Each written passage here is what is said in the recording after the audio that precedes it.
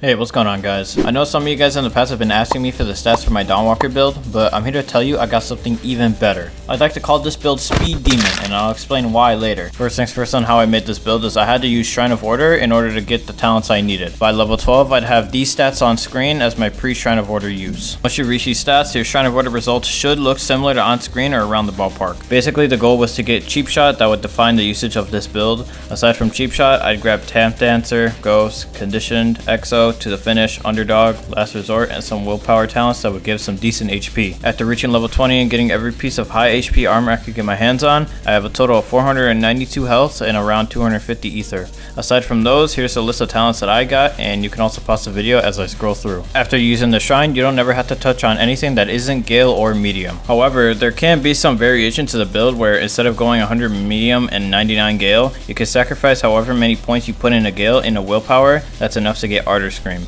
Personally, I'm not a complete fan of using Ardor Scream since I struggle to even keep my ether to 100%, but if you want Ardor Scream, then you can try for it. Other than that, here are the final stats I ended up with. Personally, the 99 Gale hurts my soul a bit, but it's really no big deal. I'd like to point out that this build is not built for curve and instead built for Shadow Katana with obfuscation. The key talents for this build is Cheap Shot, Speed Demon, and maybe Spinning Swordsman. You'll gain a 30% damage increase just from the bleed by Speed Demon and 10% pen on all your attacks with a speed boost on. Now, if you really think about it, you can get a speed boost just from M1s, Mantras with a Wind Gem, Silencer's Blade, parrying, dodging, venting, and even getting hit while having displacement. With all these in mind, I will always have 50% pen just from the Shattered, Cheap Shot, and Thresher Claws as long as I get a speed boost. The same thing also applies to Mantras that'll receive 35% total pen from Prophet's Cloak and Cheap Shot. Now, other than these stats, you can improve on this build even further with Crazy Slots. If you get the sword, you can get around 42 damage with 3 scaling rings, and the best part is that the enchant still applies to Crazy Slots. Now, what if I told you the build can get even better? If you're lucky enough, you can get Corrupted Crazy Slots that gives Insanity. Now, if you pair this up with Lose Your Mind, you could get even more damage just for summoning a weapon. And as long as you handle your Insanity with some Heartening Salves, you can moderate your Insanity just fine while keeping a damage boost. Now that I'm done hyping up the build, let's throw this build in some chimes and see how it does. Judgment! Boom!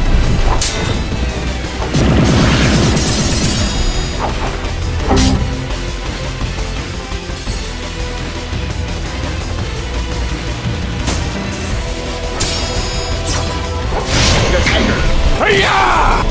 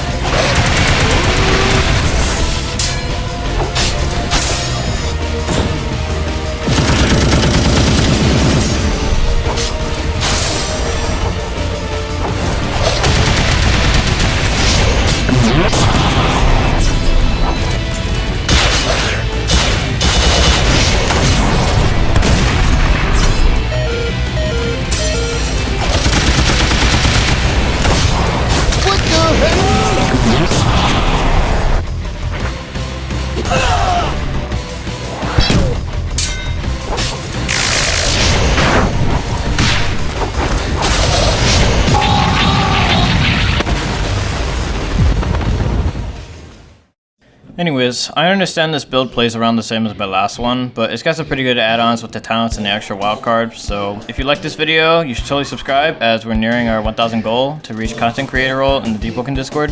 So other than that, I'll let you guys out of here and catch you guys in the next one. See ya.